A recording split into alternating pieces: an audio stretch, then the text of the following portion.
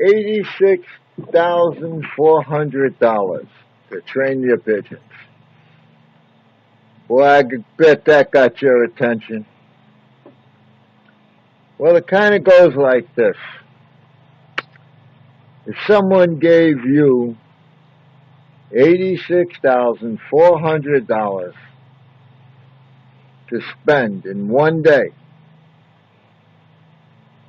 but at the end of the day, anything that was left, you had to give them back. But the next day, they would give you another $86,400.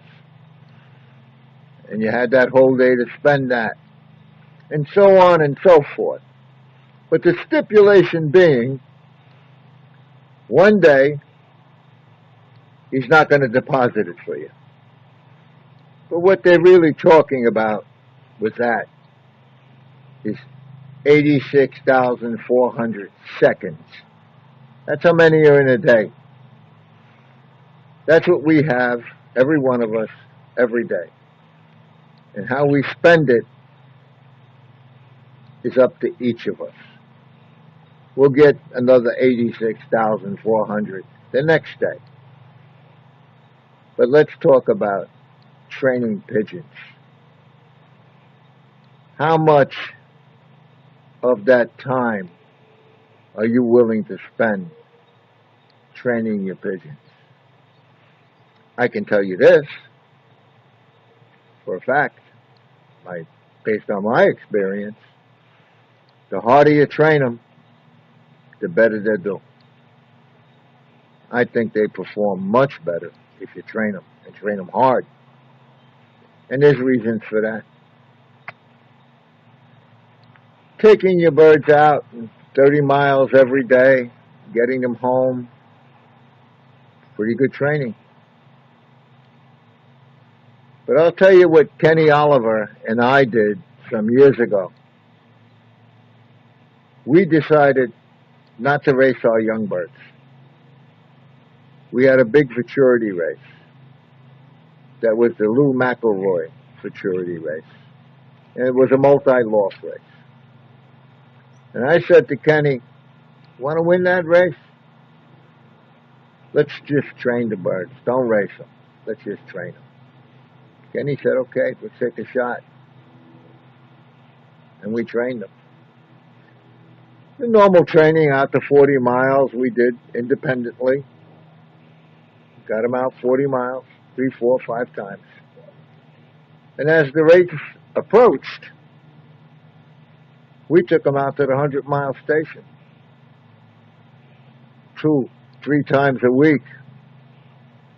3 tossing them. 2 of his, 3 of mine, 3 of mine, 2 of his, back and forth, whatever. Mixing them up, making them break. We did this for at least 4 weeks. The week before the race, I said to him, okay, let's hold them back. Let's just take it easy. The birds went through enough. They had, I can't even remember how many 100-mile tosses they had. Easily 20. The week before the race, the combine let their young birds up in inclement weather. They had a hard race. Our birds were home in the coop, resting. When we went down to ship that night, Kenny Oliver put his basket down, and people were walking over, looking in that basket, saying, my God, them birds are beautiful. Look at them. They're all shining. One after the other, 3, 4, 5 guys complimenting Kenny on his birds. We worked hard. We used a lot of our seconds training those birds. On the way home, I said to Kenny, I don't know who's going to win that race tomorrow, but it's going to be either you or I. One of us are going to win that race. Kenny said to me, Danny, how could you say that? I said, Kenny, didn't you look at their birds? They look like wrecks. Them pigeons were beat.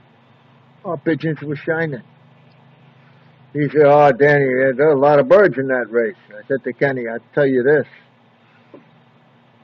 Of the first 10 birds clocked, they're going to be yours and mine." I was wrong. Vinny, good pigeon flyer, he had one. He was 7th. I won the race with 2 Tommy Goose pigeons. They were 1st and 2nd. Kenny was 3rd, 4th, 5th, all the way down to the 11th position. Putting your seconds into training pigeons pays a big dividend. You got to train them, and you got to train them hard. Don't be afraid of them. We had a flyer down here. His name don't come to mind right. Randall. Randall won everything. But Randall was willing to take his young birds out 200 miles and toss them like it was nothing. He worked hard, really hard. Years ago, you seen the door. I won all kinds of trophies and plaques, average speed, everything. I put a lot of seconds into training those birds. I would go to work, get off work, drive 100 miles, toss them. The next day, toss them. My brother said to me, "Danny, you're crazy. Every day, 100 miles. The birds are going to get tired." I said, "Tired?" I said, "Let them out. They fly for 2.5 hours. They can't fly 2.5 hours training, learning something." You got to train your birds. The more you can train them, the better you do. This past year, I didn't train hard. I had to train the yearlings, the young birds, because I never raced them. I trained them out to 100 miles twice. But after the races pretty much started, I stopped training. They were on their own. They didn't do much. We had that 500-mile race, by the way. I clocked the bird on the 2nd day late. I didn't even bother to send the clock in. But I do want to tell you, the blue checker did come home. He came home on the 2nd day. The red checker is not home. The blue-white flight is not home.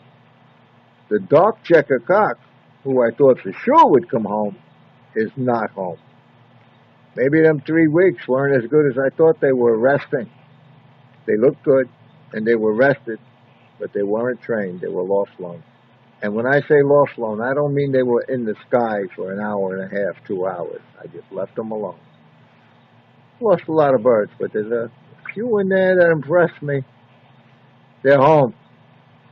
If a pigeon could come home from a 500-mile race without much work, road work, he's got something in him.